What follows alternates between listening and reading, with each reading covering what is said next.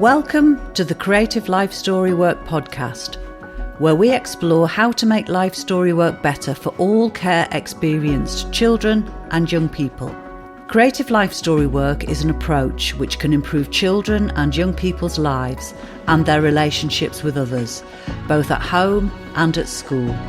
It's based on the Rose model of Therapeutic Life Story Work. Every month, we'll explore a different aspect of creative life story work, and we'll give insights into how you can use this approach to help care experienced children and young people make sense of their past and build a brighter future. Today, we are exploring the role of the Therapeutic Life Story Worker and the support they offer to care experienced children and young people. And I'm really delighted to welcome to our podcast studio, Michelle Smith. Michelle is a life story worker in the Children and Family Services in Leicestershire, and they have just received an outstanding rating from Ofsted. Inspectors praised work to build strong and lasting relationships with children and families, which lead to many families achieving positive changes in their lives. A huge welcome, Michelle. So lovely to meet you. Welcome to our podcast studio. Thank you. You're very, very welcome. I wondered just if you would like to set the scene almost and explain to some people who might be listening who aren't familiar with the term therapeutic life story worker. What is it that you do? So I have different bits of my job, really. So I have my day-to-day job, which is based in the adoption team in Leicestershire. And a lot of that focuses on supporting adopters and how they're going to tell their child's story to them as they get older. But in terms of what therapeutic life story work is, it's helping children to understand their story, their background, where they come from, who's who. And you're doing that in a therapeutic way, but there are no limits into what that looks like. So a lot of the time, sometimes I can think, am I doing this in a therapeutic way? Because I don't know if I'm actually having an impact on children, but actually the therapeutic bit is that you're sitting, you're listening, you're hearing that child, and you're giving them the space to ask questions and sometimes just sit with those difficult feelings. So it's just giving that space, that place for children to explore, which every child deserves. And what inspired you to pursue a career in therapeutic life story work? Where were you before? What were you doing? So I did a degree in psychology way back a long time ago, and then really wanted to work in residential children's homes. So I did that for a couple of years. And one of the things I think that stood out was, us as workers, we had the expectation of sharing difficult information with children passed down from social workers. And I remember I was reflecting back on where I'd been earlier, knowing that I was coming on here, that I was asked to tell one of our young people that he was going to be a big brother and his family were going to be looking after that child, which would have been really difficult for him because he wasn't able to live with them. But actually it was just about trying to do that in the best way for him, and actually he was still quite young, so it was doing it in a creative way and making him a certificate and celebrating that he was going to be a big brother, instead of just sharing it with him just in a face-to-face conversation, and then allowing after that to have some difficult conversations about how that might make him feel and why those decisions are that he's not going to go back to them. So that's kind of where it kind of piqued my interest. And then I moved to a different local authority as a social work assistant in an adoption team. And as part of my role was asked to do some life story books, which I just really enjoyed. And it just stood out to me as something that I thought was for me. And then I did my diploma in therapeutic life story work with Richard Rose, probably nearly 4 or 5 years ago now. Actually, no, I don't know. It was way before COVID. So yeah, that's where it got to. And then now I am a sole life story worker in Leicestershire. In Leicestershire. I love the connection back to Richard Rose. I can't believe that. So you've actually done... So you've done his diploma, his life story work diploma. Yeah, and I do his full kind of therapeutic life story process with children, and I tend to focus on children in care. That's not for any particular reason. That's not where my job is. I am based in the adoption team, but I do that as extra because that's kind of where my passion is for those children that, it's not as easily able for them to get funding for support with their story. So we were in a live classroom with Richard yesterday about doing direct work. So lots of your peers and colleagues were in the space as well, being very helpful, sharing their experiences of how they've been using some of Richard's tools and techniques. So that's really interesting for me. How does it typically begin when you're working with a child? What's the process that you use to create a life story with the child that you're working with in Leicestershire? A lot of the time it's building that relationship first and getting to know them. So before, I will talk to the people that know them best, whether they're with carers or adopters or in residential home, just to find out things that they might like, even just their favorite color, so that the first time I meet them I know a little bit about them. Go out and meet them with someone that they trust and know first, and just explain it to them. I met a young person for the first time last week, and it was basically that they're nearly going to be 18, so it's just they are nearly an adult, but actually it was just trying to explain that for a long period of your time in care, you've probably had life story work done to you and not with you. And that's what I want to do. I want to give you that space to be heard, because like lots of the people in the life story work say, that actually we can't help children if we can't understand what they've internalized and what their narrative is. We can't correct those misconceptions if we don't hear that. So it's about relationship building in those first few.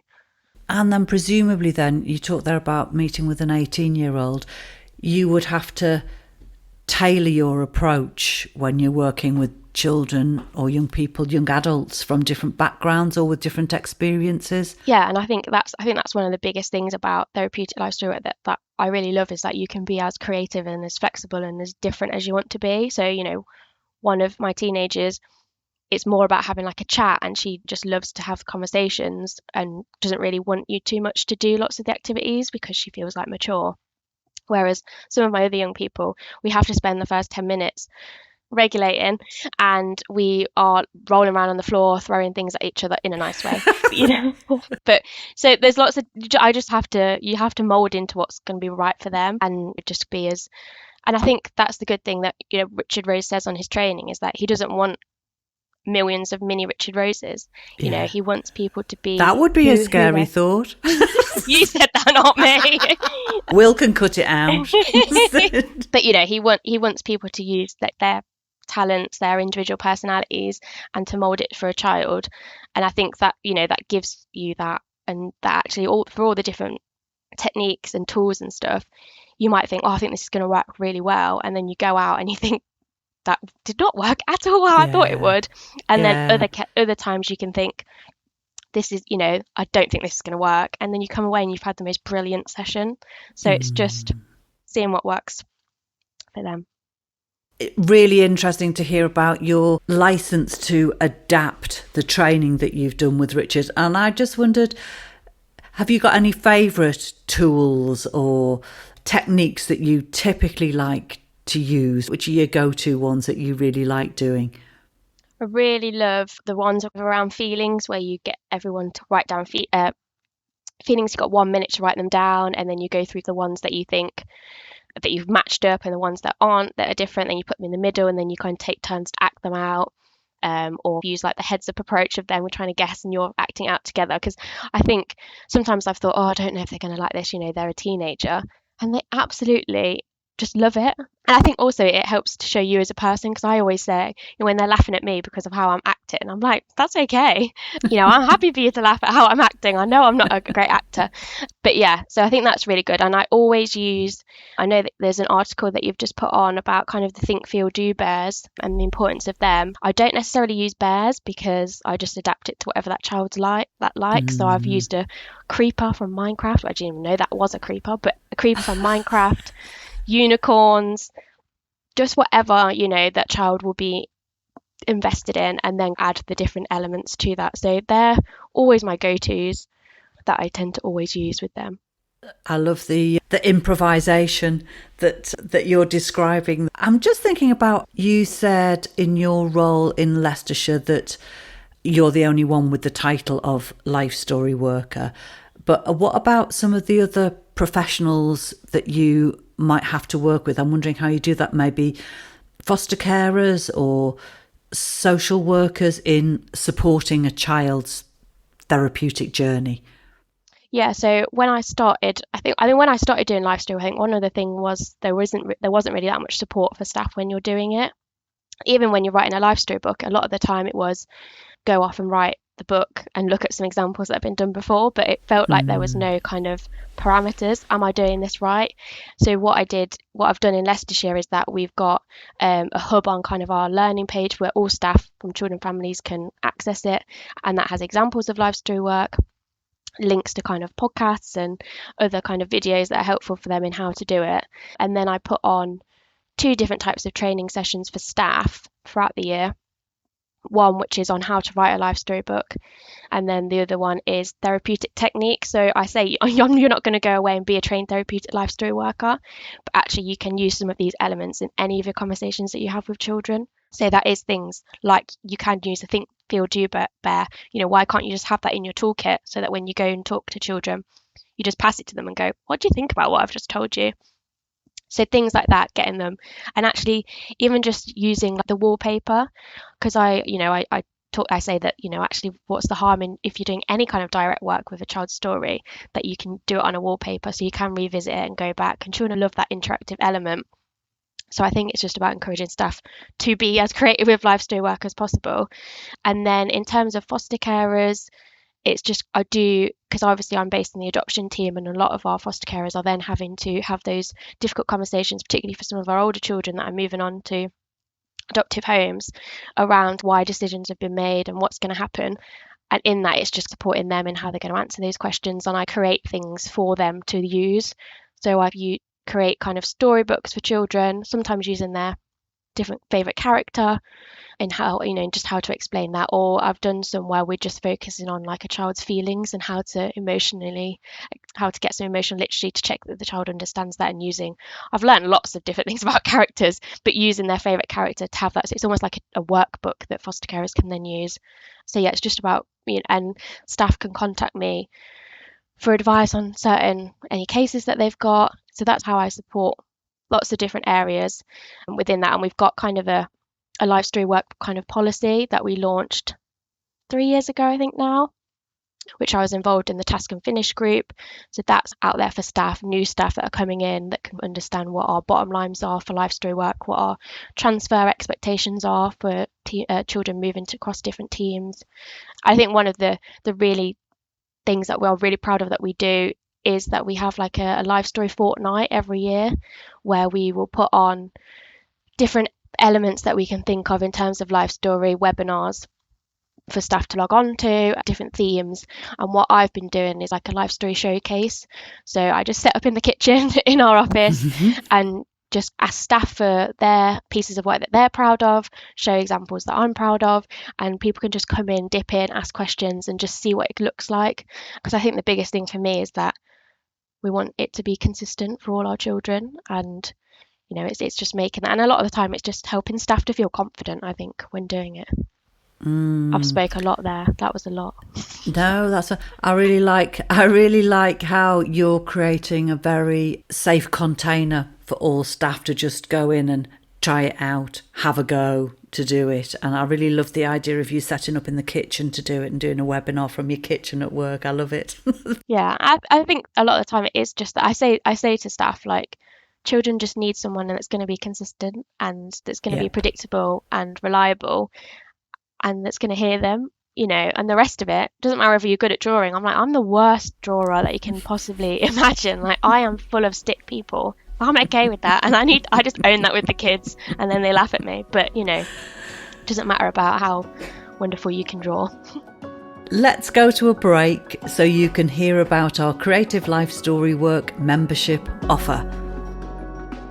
We want people to gain more of an understanding about what it's like to be care experienced, and to have a better understanding of what it actually means. Could Creative Life Story Work make a difference to the care experienced children and young people you work with? Maybe you're a social worker. I think we forget at our peril that actually telling a child the story of their early life is one of the most profound uses of social work power that we could ever operate. Perhaps you're a foster carer. When they say it's all about the child, it's not, because our experiences, it's about the carer and the child. And it just gives a new angle to our relationship because we're learning about each other together. A Creative Life Story Work membership will give you or your whole team access to resources, including activities you can use in direct work with children and young people, training with life story work experts, and lots more. And I think a lot of our children are looking for meaning, looking for, well, why is it I feel this way when my friends don't? Why is it I get angry internally and my friends don't? The greatest thing we see is when we are able to say to young people, this is your story, this is about who you are. And then children towards the end say, it's not my fault that these things happened, but it is something that I can do something about. And once we have that, then we know we can move forward. Find out about our membership for individuals and for organisations on our website, creativelifestorywork.com. So what you just described there is a huge amount of support that you're offering in your job role to the children and young people that you work with, but also you're offering support to other staff members across different service functions as well. And I just wondered, how do you maintain your own well-being and emotional resilience in your line of work? What support systems are you relying on to manage that for yourself? I think it's a really good question to ask, and actually it's probably only something that I've probably really identified in kind of the past couple of years, really, of actually how important it is to have that space for yourself. Because I think, especially in life story work, yes, you are celebrating that child's life and you're trying to pick out obviously lots of the positive elements, but then a lot of the time you are dealing with their trauma and their loss, and you're sitting with that, and then you're taking it away, especially from those direct sessions that you've had. And then if I'm supporting adopters and how to tell a child's story, and I'm sitting and I'm writing it, so it is kind of, you are sitting in a lot of kind of that trauma. So it was something that I kind of identified, for myself really, and spoke to my manager about it, and they were really helpful in that we've got like a clinical psychologist that we have access to. So I do now have clinical supervision separately from the therapeutic life story work supervision that I have, where it's just really about talking about me and feelings and how I feel. Because I always say to my children, it's okay to not be okay. It's okay to say how you're feeling, however you feel is valid. But I think then as workers, we have to identify that as well. And having that space to offload is probably one of the biggest important bits, I think, when you're doing life story, because I think sometimes you just never know which bit's going to trigger you. And no matter, I think every story that you hear is difficult. It's really interesting because Richard gave us very generously his model to play with, and that's where we've come and developed creative life story work. So it's artists stepping into the space alongside another social worker and the adult and the child to do his 6 All About Me sessions. And that was one of our biggest learnings at Blue Cabin, was the supervision that our artists need after each of those sessions. And it took us a while to develop what that is, but now we have access to 2 supervisors who offer clinical supervision to our artists. But that was quite a big learning curve for some artists who didn't really know what supervision was, or thought they were going to get told off, and didn't realise what a supervision session was. So it's something that we at Blue Cabin are pushing and saying, this is on offer, and working it out. Do we need it? Do our core team need it? So it's a big discussion that's going on at Blue Cabin at the minute. So interesting to hear. Yeah, and I think there's a lot of that you did. Yeah. Yeah, there's a lot of work, I think, in like the TLSWI community in terms of having supervision standards and things that they're working towards as well, because making sure that everybody gets that same.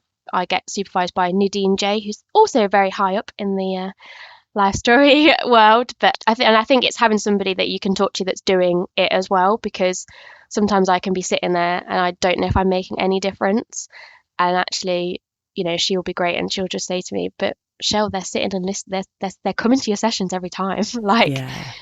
Your therapeutic bit is that you're sitting with them and you're being reliable and consistent when they've not had anybody in their lives do that. So sometimes you need that person to go back to when you don't really know whether you're doing the right thing at that time.